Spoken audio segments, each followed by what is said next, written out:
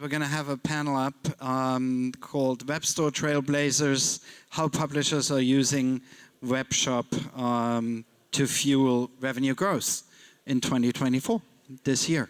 So I'd like to welcome to stage Craig and his fellow panelists. Thank you for attending this panel.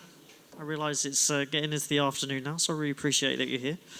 And obviously, thank you to our guests, for expert panelists for being here. So this is, as was introduced, our panel on how publishers are using web shops to fuel revenue growth in 2024. I think that was a much more exciting name that was given.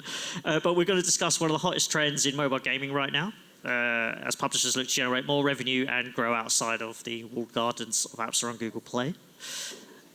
So yeah. We've got a great panel of experts. If you could introduce yourselves. Yeah. Hey, thanks, Craig. Happy to be here.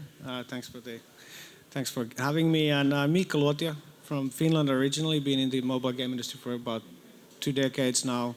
Working in various publishers like anything. I think the recent ones, Rovio. There's Vuga. Flare Games, and yeah, the last 4 years or so, I've been working on direct consumer side. Today, working as the VP of business development at Appcharge.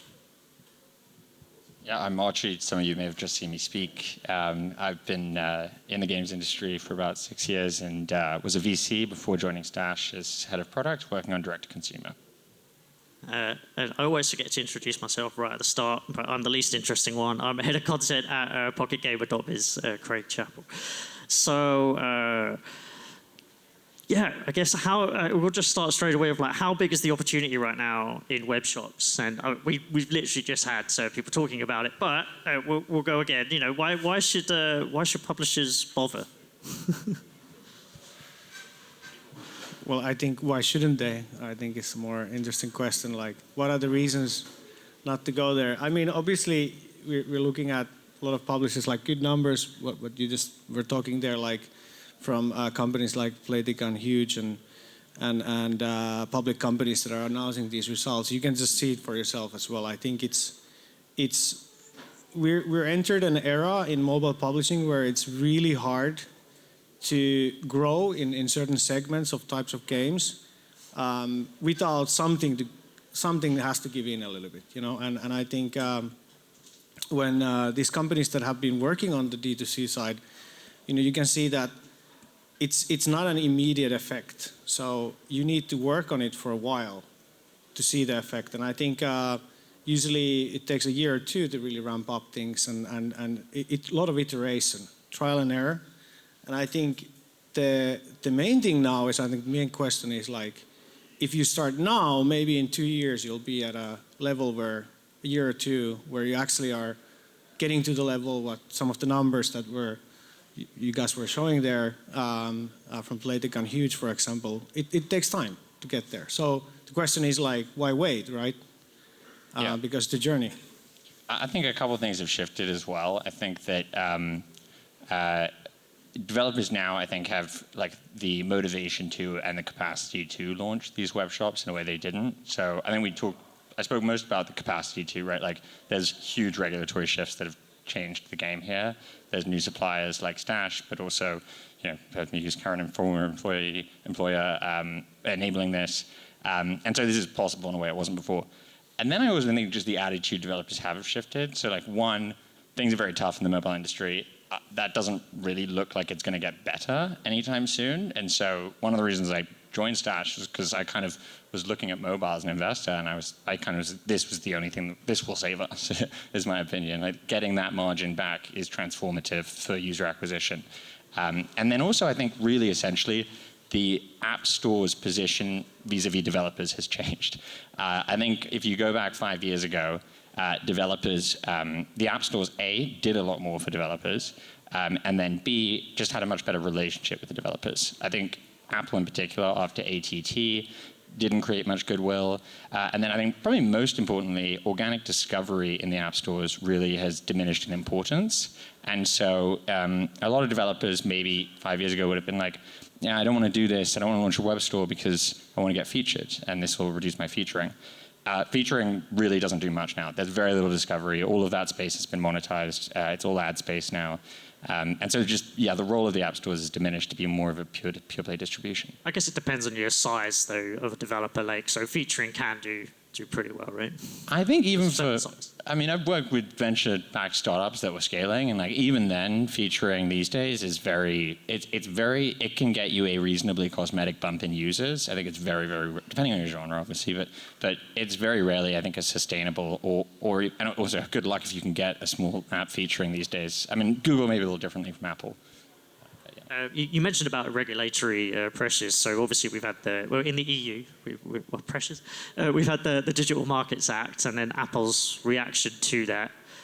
We could talk a bit about that, but actually we just had an interesting chat as well about, I was saying, I guess firstly, does the Digital Markets Act and Apple, what Apple's doing, does that mean there is change of thought or things are staying the same? And secondly, does the Digital Markets Act really matter anymore? Is it too late anyway? Okay, so by the way, I'm a little tired because last night I stayed up almost all night watching the DMA compliance workshop held on Apple's compliance. That's amazing thing about the EU. You can just email them.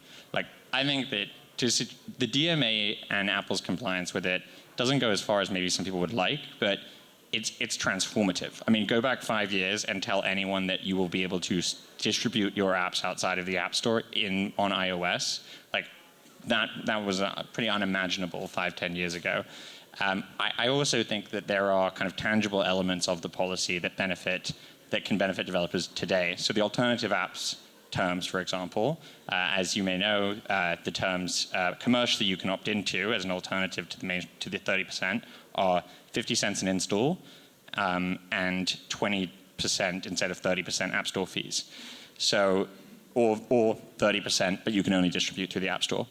But what that means, right, is that if your game monetizes per user more than $5 annually, if all you do is opt into the alternative terms in the App Store, you're making more money because the 50 cents per install only applies on installs above 1 million in the App Store, and the 20% versus 30% discount compensates for it. So for a lot of games, $5 per install is not a crazy annual LTV. So I would argue it's indisputable it matters. That's in perpetuity, isn't it? Because it's 50 cents on each install over 1 million every year. Every year, yeah.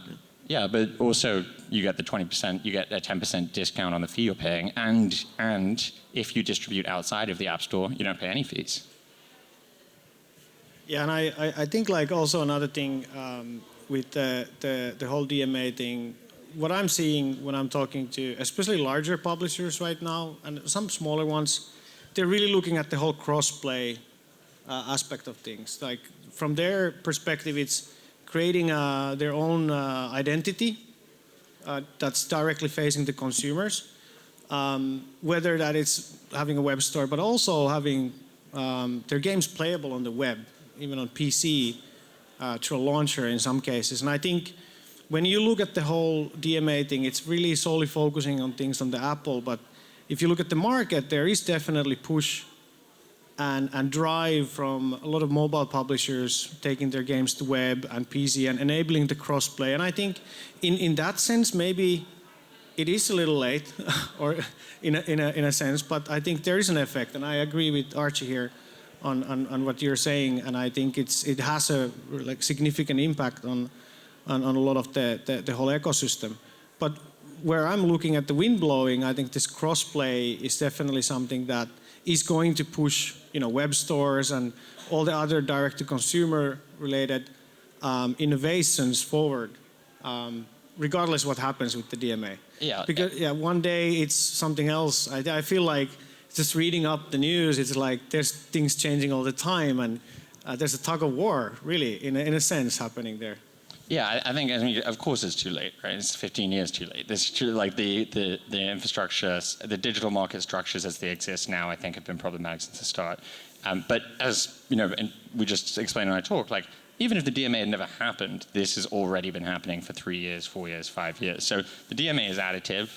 The other thing I'll say, the final thing I'll say about the DMA is that I think the disposition and the cautiousness with which Apple and Google are approaching their relationships with developers now is going to be tangibly different because of the DMA. So they'll be more cautious about kicking apps off the App Store. You look at what just happened with Epic. Yes, there's definitely a sort of back and forth going on behind the scenes there. So I guess one of the questions I wanted to ask, though, just kind of outside of the DMA stuff, is, okay, someone wants to just set up a web shop for the first time. I guess, what are the costs involved? And do you have to work with a partner, and how does that work? Well, like, it depends on whether you want to build it yourself or you want to use a company to help build it for you. And then also different companies, different operators in the space offer different things, right? So, you know, if you're looking at a merchant of record or you're looking at a pure monetization partner that can set up a shop for you and all of that. So it varies greatly. But overall, if you're working with providers like, you know, Appcharge or Stash, companies like us, we provide basically a suite, right? So it's a turnkey kind of a thing, but there's also a big part of co-development because, you know, every game is different. So a lot of these templates that, for example, we have in our platform, they're good, but each one of them has to be in some way customized to fit the game because every game is different, and specifically different genres require certain things from the same set of features that you would have on a web store. So I think it's really, there's no short answer to that. If you want to plug in payments and just do pure webhook-based entitlement, that's like a couple weeks, and that's minimal amount of work. But then that's like the bare minimum, right? Is that even worth doing? Yeah, it depends on what you have already. So if you already have a web store and you just need payments, then that's what you're looking for. Like, it doesn't take longer than that. And setting up a very simple web store does not take a long time. It's like we're looking at a month or something, and you have it up and running in a nice way. But it depends. It's really, there's a quick way to do things, and then there's the right way to do things, which I feel like takes time. Like, and I keep telling our partners that, like, you won't see amazing results unless you put a year on it, and you look at the data, and you iterate, and that's where the magic happens, like, when you do the iteration. I think there's no downside to doing it, right? Like, there's literally no downside to especially if you go with a provider that does a lot of the operations work with you. But yeah, as Mikka said, I mean, if you build it, they won't just come. You need to give them reasons.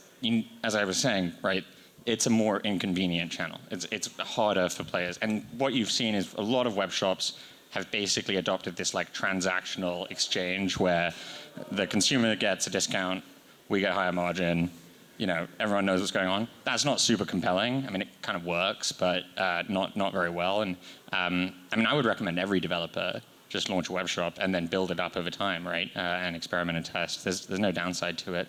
And you're capturing first-party data. You're adding to your gameplay experience. You're helping with SEO online, right? Like, you could, if you have the right game, you could actually use your web store as a user acquisition tool, right? Organically. So there's tons of benefits of doing it. And with solutions out there like ours, they don't cost anything up front. We don't charge anything. You know, there's really no downside I can see.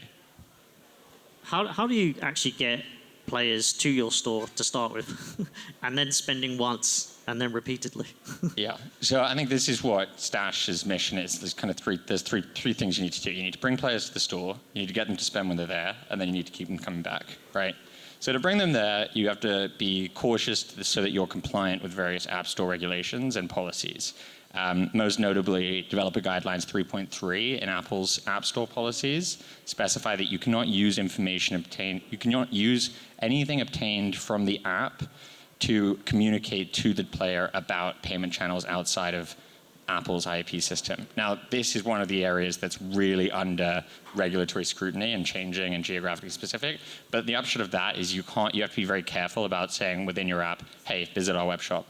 You can, however, get not that creative with it and find loopholes, right? So Rovio, for example, added a pop-up in America which said, hey, come to our website and join the Red Club, the Red Membership Club, and get free something, right? And you go to the website, you join the membership club, and guess what? There's also a web store there. I think this is where you'll see, this is called anti-steering, these policies. It's preventing you from steering them to alternative channels. I think that's one of the areas you'll see the most regulatory action and where Apple and Google have to give the most. So yeah, there's a bunch of ways you can get them to the site, and then you just need to make it compelling once they're there. Yeah, and definitely on that note, like conversational commerce, and when you're able to, as a player, start engaging in a chat, for example, with your game, WhatsApp or Telegram, you know, that goes in the domain where you can actually monetize those players. You can drive the traffic by telling them they can start talking to the game. They can talk to a shopkeeper of sorts, and I think there's going to be interesting ways in the future where you know, we will see innovation in the whole industry, especially with conversational commerce, AI, and personalization. I think that's an interesting delta where things are building up to. And I really look forward to seeing that junction point where you actually get to the tipping point of seeing all those three things working together, because that allows players to kind of access and have a direct interface with the publisher more and the game, without having to go, you know, through a friction-heavy process of discovering somehow the Webstore and discovering the things there, but instead of being able to actually talk to the game in some way and then monetize through there. There's also interesting kind of examples like Scopely, for example, for their Tri-Peak Solitaire game. They've actually been running social network campaigns on web for their web store, so to their existing users. And if you think about the ROAS on acquiring a new user versus getting 30% margin on an existing whale spend, I think is probably a higher capital efficient channel to do that. So yeah, there's a bunch of ways. And then once you have them there, you have to make the value proposition of the website clear, and then you have to bring them back. I was going to say, like, what are the things on your web shop that you should be doing to kind of make it like a fun experience, that they're not just there to, or you can get like slightly cheaper. That's attractive, but what are things you can do it to, like, I hate using the words, but gamify or something. I agree. I hate myself already. Yeah. It's like gamification. It's like it feels like you're turning something into fun, and that, by definition, is not going to make it fun. But I think what you can do is I don't see too much of it yet, but I feel like social component of being like having the experience of a web shop or buying a direct consumer and adding a layer of social impact there, where you actually have like not just referral codes, but maybe even trading or something that goes deep into the game mechanic, but it's only accessible outside of the game, but it connects to the game. And it gives meaning to the players to engage in some activity that can only be done in a web store. And I mean, trading is just one way to do it, but there's other mechanics, and that's going to be super cool to see what publishers and game designers are going to start innovating, because they understand that there's another layer on top of the game where they're allowed to do things that were not previously allowed by the platforms. And I think that's going to be like super exciting, and I think that's where we will see some cool ideas and cool innovations happen. Yeah, I agree with that. I think there's a lot of innovation to be done. I mean, I think if you think about how to make it a compelling channel, what we call channel incentives, right? So I think you can divide it into commercial and engagement. I think what Mikka's referencing there is some of the engagement features you can do. Commercially, like, this is kind of a solved problem, but the expertise don't really exist in games. I think that's where we have focused a lot of our research. So just as an example, I think Supercell offers a flat 10% discount on all of its items on its website. A lot of research suggests that consumers don't really register discounts less than 20%. And so you would be better off doing a few discounts of 20% to get them there. And then there's tactics like having recurring weekly, like high value offers to bring them back every week. There's, the creation of rewards programs, loyalty tiers. That's what Playtika does really well in its web stores. So I think you have to take the kind of margin you've got to play with, which is often around 30% for reasons that we can discuss, but are somewhat complicated, why it's 30% even with the payment processing fees, and give some of that to the player to get them there, but do it in a way that's compelling and engaging and not just flat discount. Then you can create a web experience that, as Mikka was saying, enhances your game, brings players to the site, brings them back, and actually doesn't just bring them to the website, but actually enriches your gameplay experience. But I guess there you're talking about like personalized offers, which is based on their gameplay.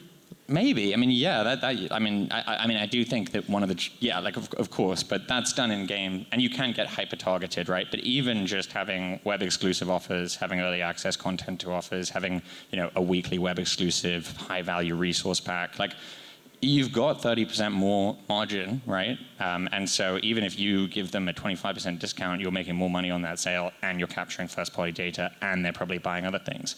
There's also kind of web-only discounting and offer strategies you can deploy that you can't do. That's what I meant by like think about how you can use the medium to its maximal advantage.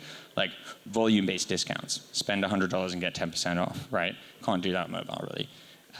Buy one, get one free. Can't really do that on mobile either. Like there's a bunch of different ways of kind of maximizing the perception of value while decreasing the cannibalization of your spend. That is what we've been trying to research from other industries. What? How much of a game's revenue can publishers reasonably expect to generate through web stores? I guess we'll talk about like after like the first year or two of having it running, you've got it kind of fully functional. I think you had some in the previous talk. I think Mikka would probably be better equipped to answer this more broadly than me, but 20 to 30% is very, very common. Yeah, I think like I think it depends on the genre of the game. Like core games, you can reach in the first year like total gross bookings coming out of the web store can be a whole company's bookings or a whole product's bookings.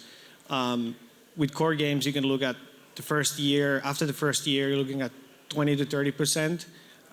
With games that are more mid-core and casual, and if you're at a really big scale, conservatively 10% of like after the first 12 months, and then the next year you can kind of double that up, and based on how you're actually building it up and how what data you're seeing and optimizing the store. But that's roughly what we've seen with some of our partners, and what I've seen in the past at the previous employer as well. Yeah. It also depends on the age of the game. So if you look at something like Scopely, like some of their older games, like WWE, like they're doing like 60 to 80% revenue through web shops. And as Mikka was saying, genre is really important because, and the whole reason web shops kind of work in games is because free-to-play monetization focuses on whales. So you're not shifting spend so much as you're shifting spenders. And so to the extent that you have a few number of spenders, like if your game has 1% of spenders spending 80% of your revenue, and you can shift 0.5% of your spenders, I mean, you can get to north of 50% pretty easily. And so this does lend itself more to kind of like higher monetizing, high LTV games. That's not like exclusively the case, but it's probably a little bit easier if you have higher LTV users. I've got a couple more questions, but does anyone in the audience have any questions? We've got a few minutes left, so any burning questions? I can't actually see with these lights, so if you might have to shout at me. I think we've got a quiet bunch. This is like a Helsinki event. No one puts their hands up there. Okay. All right. Well, I've got a couple of questions. So I think we touched upon it a bit earlier, but like if you're going to work with a partner, what like a web shop provider, what should a developer or publisher actually be looking for from them, and then what fees are kind of typical for that partnership? Yeah, I think like if you're a publisher, you should be looking at a partner that has already some experience on the games, the type of games that you're working with.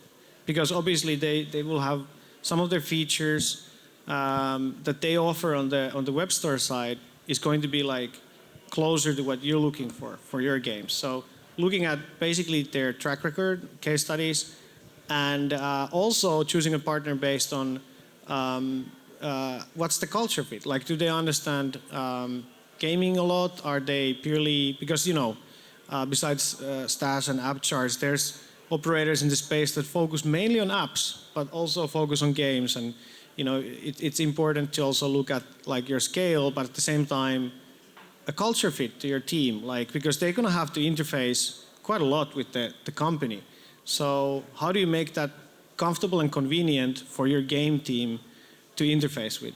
And quite often, if you go with smaller companies that are younger, you're going to have more engaging teamwork between like business to business, for sure, and more dedicated mentality versus larger companies where you're going to be just one number there. And that's, I think, something that is good to look at, as well as like the business model, like are they a merchant of record, how many payment methods, the usual due diligence. And I would say like just check, like review and do an audit of them all, compete them against each other and then choose the one that works for you the best. Yeah, I think some of this stuff is fairly standardized in terms of like the fee model. I think we all have pretty similar fee models, which can be confusing, and some providers maybe kind of like lack some transparency in their fee models, because the way that payment fees typically work is you have a cost per transaction, and then we take a margin on top of that. And so that cost per transaction number is unpredictable. And so there's some education I think needs to happen there with developers. I think in terms of what you're selecting for, if you look at like Xolo, who are obviously kind of the incumbent in the space, biggest form employer, I think what they've been competent at is processing payments for existing D2C businesses. So businesses that kind of run their D2C channels very effectively. Xolo's had some good game-specific functionality. I think where we focus at Stash is enabling the creation of a D2C channel. And so that involves a lot of things that really aren't about payments, right? The payments part is not where I think developers should focus. Because the payments is doable. The challenge is getting users into that channel. I think it really depends what you're going to invest, what you're looking for. Are you looking to go cross-platform? Is this how much web development capacity do you want to have in-house? How much do you want to work with a partner on? Like a lot of considerations here, I think. But it's exciting there's more and more players in the space, because I think that I actually think we all are forming reasonably distinct identities, and that in conversations with developers that tends to come out. But just to clarify, so someone's trying to get away from 30%. So when they partner with a web shop and then I guess that becomes their payment provider, what are they looking at, like a 5% fee typically, or? So we have decided to prioritize to basically limit, so fees can get very expensive for cross-border transactions using carrier billing in Africa, for example. I mean, you can get like 50% of a transaction fee depending on the price, right? So we have decided to only offer payment methods where we think we can keep fees reasonable. So I think the average there is probably like 3 to 4% cost of channel, is like pretty high, to be honest, plus 5%. So I think you're looking more like 5 to 10%. It depends where your users are. I'd also say that it's probably not worth selling $1 products on a web store, because often there's a fixed per transaction cost as well as a percent margin. So your fee on a $100 transaction probably like 1 or 2%. Your fee on a $1 transaction could be 40%. So there's some optimization that we help our developers with there, but yeah, single digits. Cool. I think that's our time. So unless there is another question, I tried. I really can't. Another question. Oh yeah, another one. Yeah, sorry. Yeah, a question. All right, cool. Please give a big round of applause to. Please get in touch if you're interested. Thank you.